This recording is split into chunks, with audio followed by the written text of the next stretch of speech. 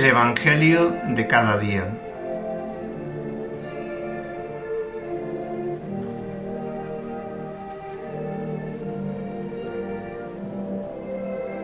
...1 de agosto de 2020. Les habla Carlos José Romero.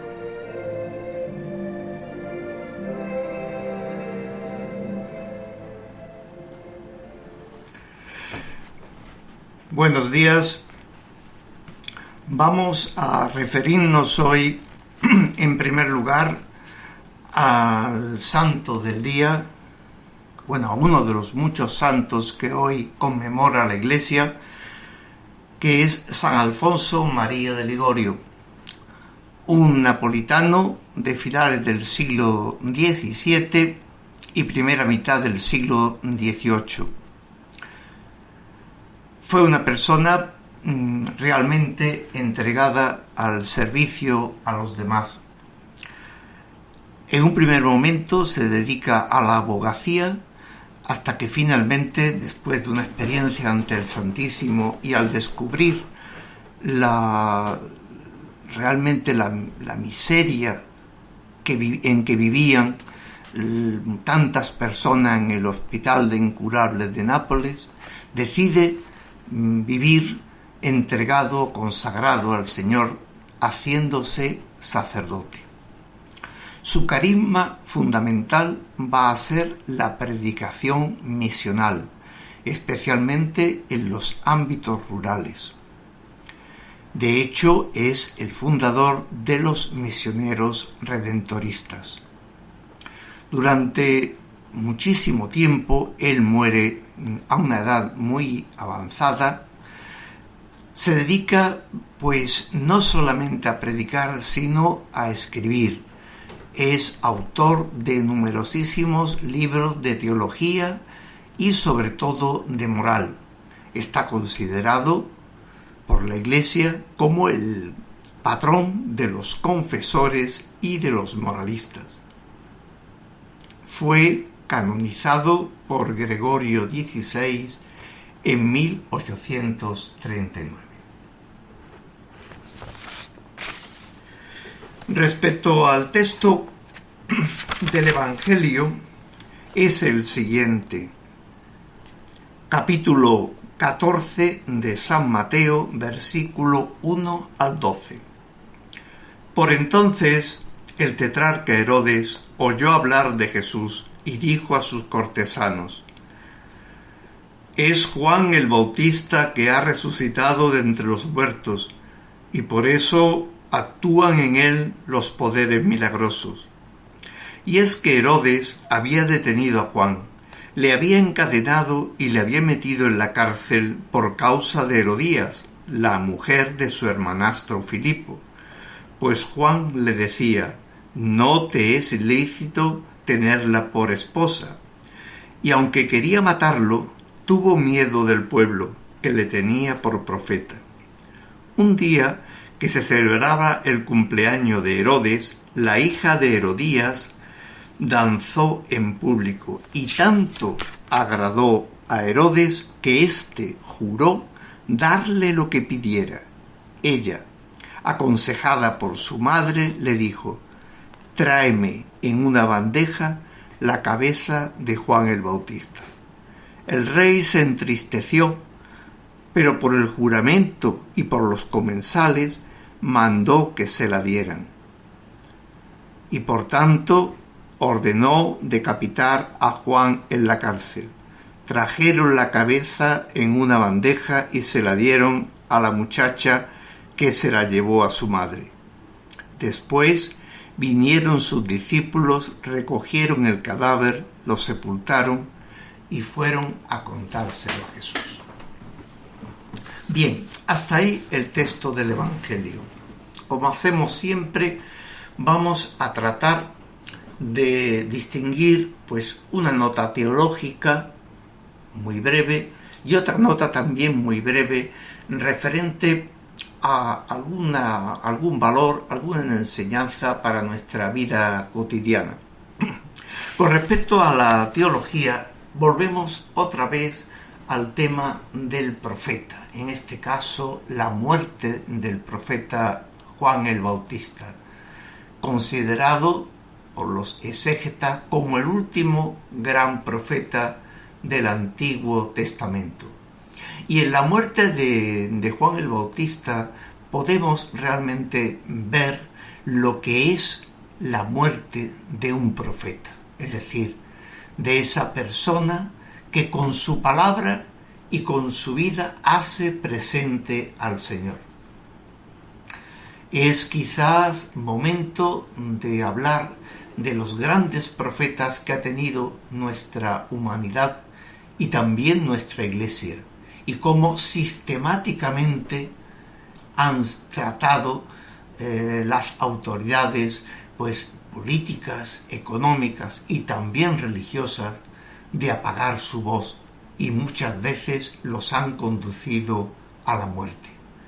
Es el caso del Juan el Bautista, es el caso, por supuesto, también de Jesús, pero también de otras muchas figuras a lo largo, como digo, de toda la historia de nuestra Iglesia.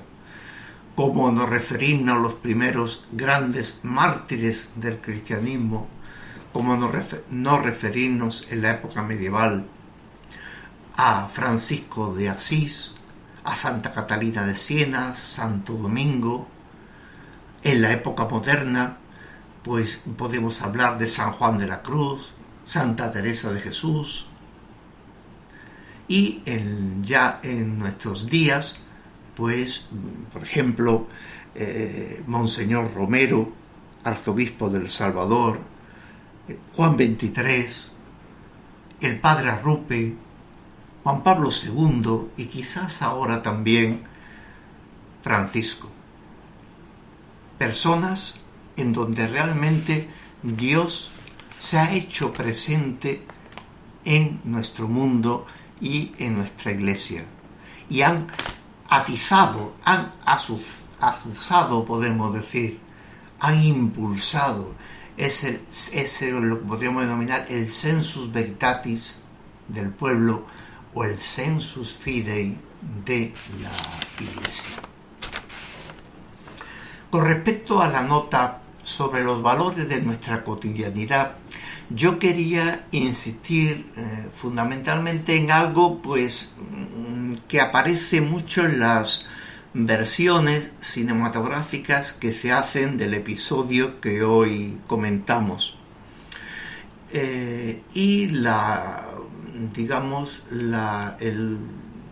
el énfasis de la danza que la hija de Herodías hace ante el rey Herodes, y que de alguna manera es la que provoca finalmente la decisión del rey de ejecutar a Juan el Bautista.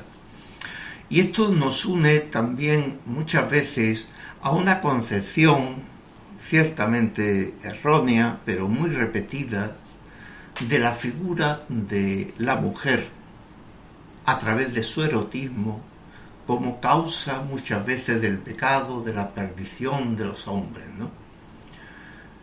Tenemos realmente que desterrar precisamente esta imagen denigratoria de la mujer, y al mismo tiempo pues darnos cuenta de que a veces confundimos tres términos pues que parecen semejantes y no lo son, que son el de la sexualidad, el sexo, la sensualidad y la atracción erótica o el erotismo. La primera pues se refiere fundamentalmente a esa característica que conforma nuestra personalidad como hombres y como mujeres. La sexualidad es de alguna manera el medio privilegiado por el cual nosotros nos comunicamos con los demás. Es sin duda el medio definitivo del amor.